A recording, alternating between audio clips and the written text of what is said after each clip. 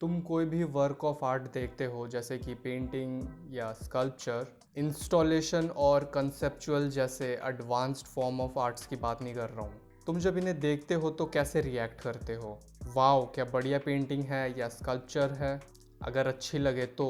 नहीं तो कह सकते हो कि क्या बकवास है, बिल्कुल भी बढ़िया नहीं है, ये तो मैं भी कर सकता हूँ। हम में से बहुतों के लिए आर्ट की इतनी अंडरस्टैंडिंग ही काफ़ी है, जो बस अच्छी लगे तो अच्छा बोल दो और बुरी लगे तो बेकार बोल दो और आगे बढ़ जाओ।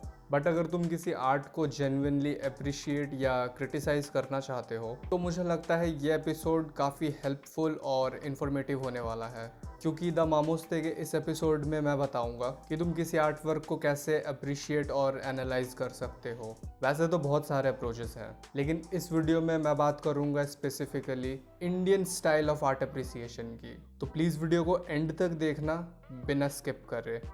वात्सायन के कामासूत्र में हमें कुछ पैरामीटर्स के बारे में पता चलता है। तो जिनको नहीं पता कामासूत्र में सेक्स पोजीशंस के अलावा और क्या है तो मैं बता दूं, भाई बहुत कुछ है उसमें। कामासूत्र इंडिया का ही नहीं बल्कि वर्ल्ड के ओल्डेस्ट टेक्स्ट्स में से है, सेक्सुअलिटी, इरोटिसिज्म और इमोशनल फुलफिलमेंट के बारे में, जो कि लिखा गया था 2nd से 3rd सेंचुरी कॉमन एरा के बीच में। शहर में रहने वाले लोगों को कैसे रहना चाहिए और उनके लिए क्या इम्पोर्टेंट है, बहुत लेंथ में डिस्कस किया गया है कामा सूत्र में। ऑफ कोर्स उनकी लाइफ में सेक्स इम्पॉर्टेंट है, इसके अलावा आर्ट, कल्चर, रिलीजन, पैसा, ये सब चीज़ें इक्वली इम्पॉर्टेंट है उनके लिए। इसी कामा सूत्र में आर्ट से रिलेटेड 6 प्रिंसिपल्स बताए गए हैं। इंटरेस्टिंगली अगर तुम इसके बारे में पढ़ोगे तो ज़्यादातर जगह तुम्हें लिखा हुआ मिलेगा कि ये हमें कामा सूत्र से पता लगता है। हाँ दिया गया है उसमें ये, बट ये बात कंप्लीटली ट्रू भी नहीं है, क्योंकि ये प्रिंसिपल्स जिनकी अभी हम डिटेल में बात करेंगे 12th सेंचुरी के एक राइटर यशोधर ने लिखे थे, एक संस्कृत श्लोक के तौर पे। उसने ये 6 प्रिंसिपल्स कामा सूत्र में अपनी कमेंट्री में लिखे थे। ऑल्दो स्कॉलर्स जनरली ये मानते हैं कि ये 6 प्रिंसिपल 6 to 7 सेंचुरी के बीच फॉर्मुलेट किए गए थे और कामा सूत्र लिखी गई थी 2nd से 3rd सेंचुरी के बीच में। पहला प्रिंसिपल बात करता है फॉर्म्स और उनके डिफरेंस की। तो एज एन एलिमेंट फॉर्म से मतलब है कोई भी चीज़ जो कि 3 डायमेंशनल है, जिसमें हाइट, विड्थ, लेंथ और वॉल्यूम हो, और शेप्स 2 डायमेंशनल, ज्योमेट्रिक या ऑर्गेनिक हो सकते हैं, जिसमें कोई वॉल्यूम का चक्कर नहीं होता है। यहीं पे टेक्सचर की भी बात कर सकते हैं कि स्मूथ है, रफ है, हार्ड है या क्या है। अब फॉर्म्स का लिटरल मीनिंग तो ये है कि वो 3 डायमेंशनल हो सकते हैं, और इसके अलावा फॉर्म का मीनिंग टाइप से भी हो सकता है, जैसे ट्री के फॉर्म में, या जो भी डिफरेंट फॉर्म्स दिख रहे हैं जो एक पेंटिंग को कंप्लीट बनाते हैं। अब इसमें कुछ ऐसे डिफरेंसेस भी हैं जो कि एक्सप्लिसिटली दिखाया नहीं जा सकता है, और उन डिफरेंसेस को शो करने के लिए आर्टिस्ट को एक्सपर्ट होना पड़ेगा। जैसे मून किसी को बहुत ज़्यादा रोमांटिक लग सकता है, लेकिन वो किसी गरीब को रोटी की याद भी दिला सकता है। या डेड और लिविंग, जो कि 2 डिफरेंट फॉर्म्स हैं, इनमें डिफरेंस कैसे शो करना है, ये आर्टिस्ट दिखाएगा अपने एक्सपर्टीज से, और वो तुम्हें आइडेंटिफाई करना है।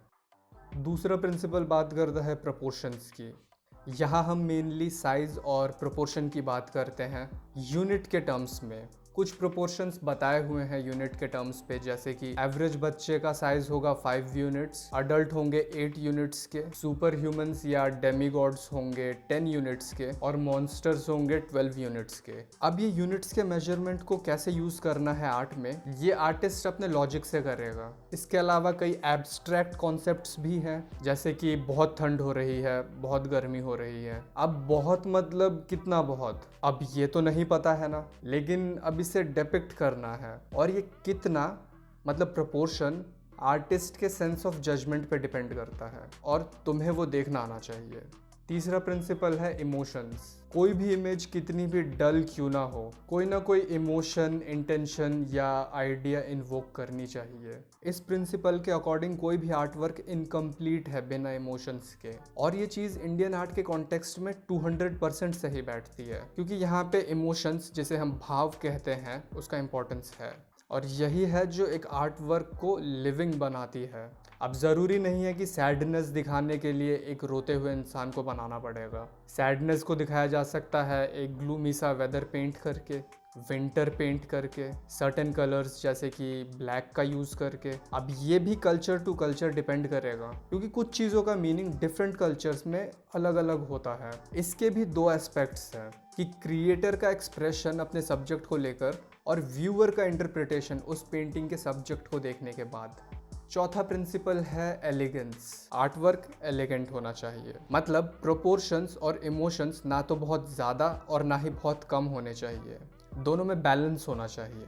अवनींद्रनाथ टैगोर, जो कि इंडियन आर्ट हिस्ट्री में एक बहुत फेमस आर्टिस्ट हैं, डिस्क्राइब करते हैं ग्रेस और एलिगेंस को एज अ मदर, जो कि अवेयर और केयरफुल है अपने बच्चे को बड़ा करने में। मतलब उसे पता है कि ज़्यादा प्यार करने से बच्चा बिगड़ सकता है और ज़्यादा स्ट्रिक्ट होने से भी बच्चा ट्रॉमेटाइज हो सकता है पूरी लाइफ के लिए। तो सही अपब्रिंगिंग बैलेंस है इन दोनों का। सेम वैसे ही एलिगेंस है आर्ट में, इमोशंस और प्रोपोर्शंस का बैलेंस। फिफ्थ प्रिंसिपल है सिमिलैरिटी। इंग्लिश में एक लिटरेरी डिवाइस है सिमिली, जिसमें हम एक चीज़ को दूसरे से कंपेयर करते हैं। कोई पेंटिंग है मान लो, उसके सब्जेक्ट को देख के तुम्हारे साथ दो पॉसिबल चीज़ें हो सकती हैं।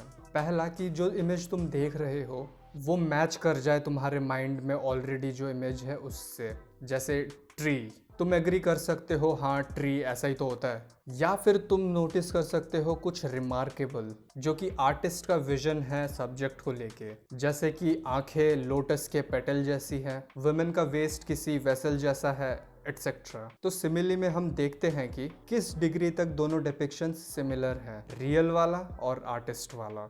और जो लास्ट प्रिंसिपल है वो है कलर डिफ्रेंसिएशन या स्किल कह लो। अब किसी आर्ट वर्क में कुछ ऐसे फाइन डिटेल्स और नुआंसेस होते हैं तुम पढ़ के अप्रिशिएट नहीं कर सकते हो। उसको तुम तभी अप्रिशिएट कर सकते हो जब तुम भी सेम चीज़ या टेक्निक यूज़ करते हो और तुम्हें उसका आइडिया हो। तभी तुम असल मामले में अप्रिशिएट कर पाओगे कि ये नॉर्मल सी चीज़ को बनाने के लिए कितने साल की मेहनत और प्रैक्टिस लगी है। यहाँ पे बात हो रही है आर्टिस्ट की और हमारे कॉन्टेक्स्ट में व्यूअर्स के आर्ट के नॉलेज प्लस प्रैक्टिस की। तो सिक्स्थ प्रिंसिपल को यूज़ करने के लिए तुम्हें आर्ट को प्रैक्टिस भी करना पड़ेगा। पेंटिंग्स के कॉन्टेक्स्ट में बात करते हैं तो कलर्स यूज़ होते हैं पेंटिंग्स में, लेकिन कलर की असली ब्यूटी डिपेंड करती है कि आर्टिस्ट ने उसे कैसे अप्लाई किया है। जो ब्रश स्ट्रोक्स हैं वो रैंडम नहीं है, बट रिजल्ट है आर्टिस्ट के नॉलेज और प्रैक्टिस का। और काफ़ी बार तो ये कलर्स इमोशंस तक को रिफ्लेक्ट करते हैं। एक आर्टिस्ट जो कि वर्सेटाइल है ऑर्डिनरी कलर्स को भी एक्स्ट्रा ऑर्डिनरी बना सकता है अपने स्किल्स के थ्रू, और ये सब बिना प्रैक्टिस के तो होने वाला नहीं है, आर्टिस्ट और व्यूअर दोनों के लिए।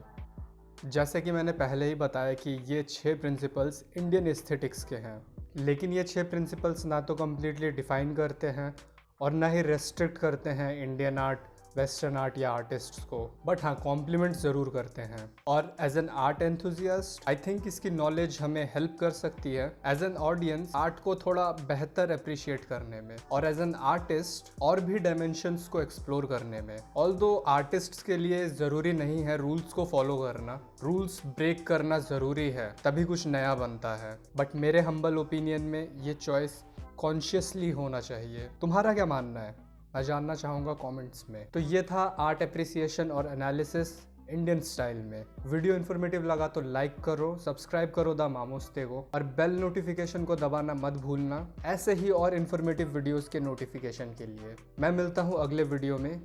पीस।